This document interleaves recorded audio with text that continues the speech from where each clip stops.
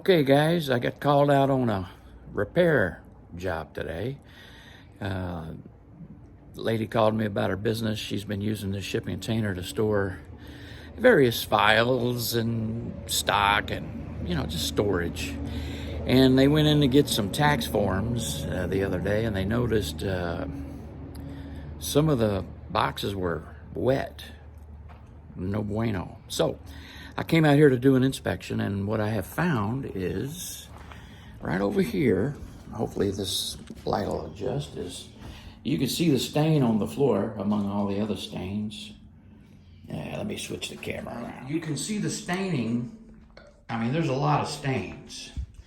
Those are old stains from whatever was in this. This is probably used as maybe a mechanic storage unit, but lately, the last 5 years, it's been used as you can see, they've been storing files and stuff in here. And on this side over here, on the floor area, some of the boxes were wet. Everything else in the unit was fine. But this old dirty monster was leaking right over here. And upon closer inspection, I don't know if you can see, but there is a gash right there, and somebody had tried to cover it with some sealant, and I just removed the sealant, and as you can see, there is a gash about 5 inches long. It's very thin. So what's going to happen here? Well, I'm going to clean it up and weld it shut. It's that simple. All right, what are we going to need? Well, I'm out here in the middle of nowhere, and I don't need much. Believe it or not, you don't need much. And this is a good little video to show you if you get a little gash on your box. Anyway, this is how you fix it.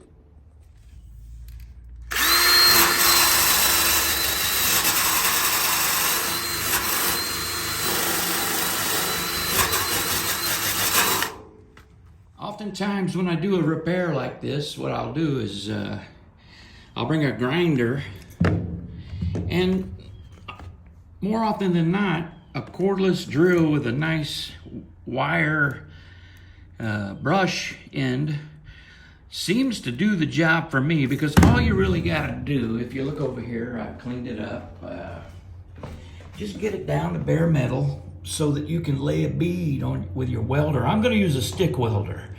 I'll tell you about that in a second, but on the outside and the inside, you're going to clean it up so that you can get a bead on both the interior and exterior of the box. Okay, today we're just simply going to use this little $50 welder from Harbor Freight or Tractor Supply.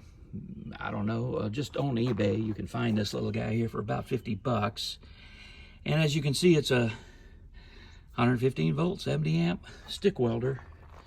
And as far as sticks, I'm going to use today the E6013s.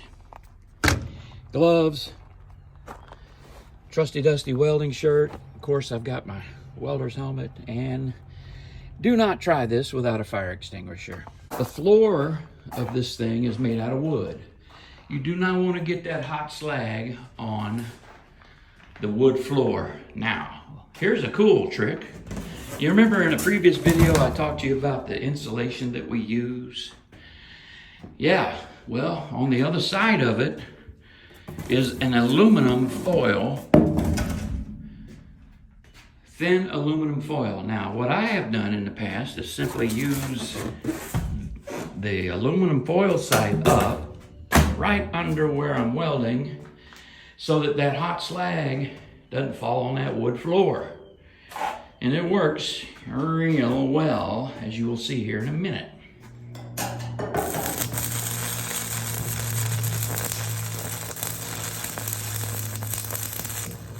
Okay, as you can see, I have used a piece of stock to weld to the inside. That way, when I'm welding on the outside, it'll give me a little bit of meat to, so to speak, to grab a hold of and fill in that gash. Now, when you're filling a gash in your box, it's just like my old grandpa said. With like that weld right there, my old grandpa used to say, it don't have to be pretty as long as it's tight.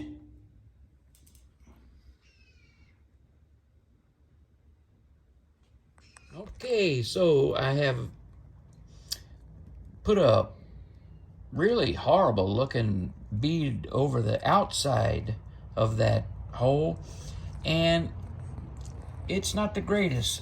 You can see I missed some spots, but the idea was to get that. The idea was to get that gash somewhat sealed up, and I was using that. You see that little welder that I'm using? That was never going to really seal up. The stick is just not big enough, and I'm in an area where I can't get my Lincoln or my truck in here tight enough. So I essentially just wanted to get that thing close enough on the outside that I could use this product right here. It's called Steel Stick. It's a putty, and what you do is you just knead it together and then smear it over the outside bead of that little weld that you tried, that gash that you tried to weld up. I may have gotten it, but I'm not going to take any chances because I am not the best welder in the world, and there may be a pinhole in there.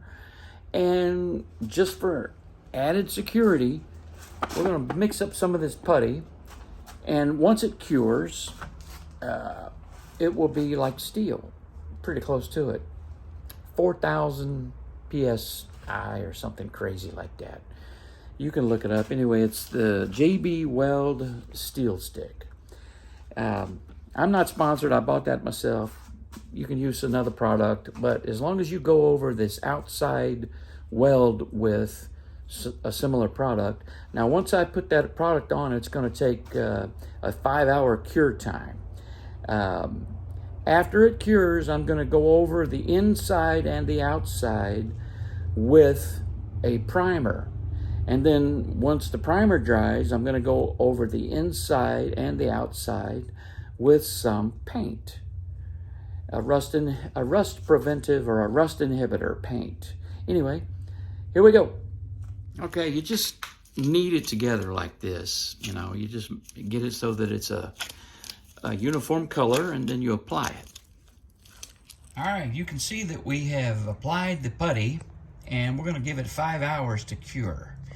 And it doesn't have to be pretty, as long as it gets on that weld and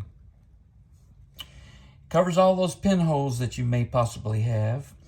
As you can see, the outside of this thing isn't exactly spotless. There's, you know, dirt and grime and mold and stuff all over it because it's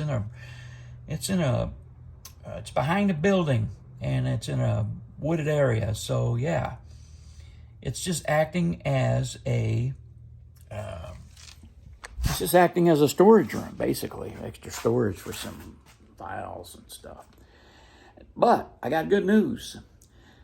The lady has decided to let me go ahead and build it out and insulate it and put an air conditioning unit in here.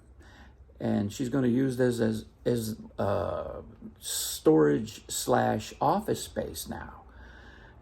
Because I've cleaned it up, and it's, after I'm done, it'll be watertight. And she's going to let me make a video of that, and I'll share that with you later. Okay, moving on to the next step here. After about 5 hours of curing time, we're going to come back and we're going to prime and paint. Okay, we've got it all sealed up. Now we're just going to rattle can some primer on this inside patch. Now, it doesn't matter what it looks like because this is all going to be behind a wall. Once we do the build out, you'll never see this. Well, hopefully never. Anyway, Put a little primer, let that dry. Go do the outside. All right, here's the outside. It's pretty solid. It's cured. It's been 5 hours, so we're just gonna prime the area around it. And right over the mold and dirt and grime and everything. Some primer on it. Because this is in a weird spot. No one's ever going to see this. We will paint it though. It's behind a building, and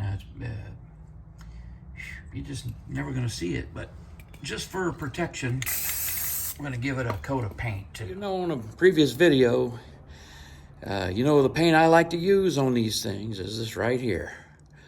Here we go.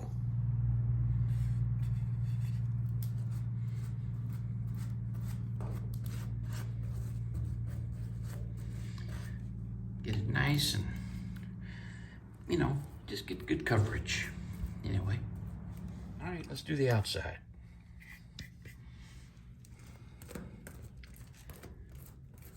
Get the good coat of paint all the way over it. Oh, yeah. All right, you guys get the idea. Okay. As long as you get some coverage on there, you're good. Now, I know that doesn't look that pretty, but we're not going for aesthetics. We're going for function. And we just want to get that thing sealed up. And today we did a patch repair on a shipping container.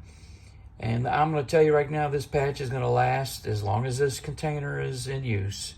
It may not be the prettiest, but no one's ever going to see this, where this is located. So anyway, on the next video, again, like I said earlier in the video, this lady's going to let me build the inside out. So I'm going to make a video of that too. How to build out this thing is a beat up old monster.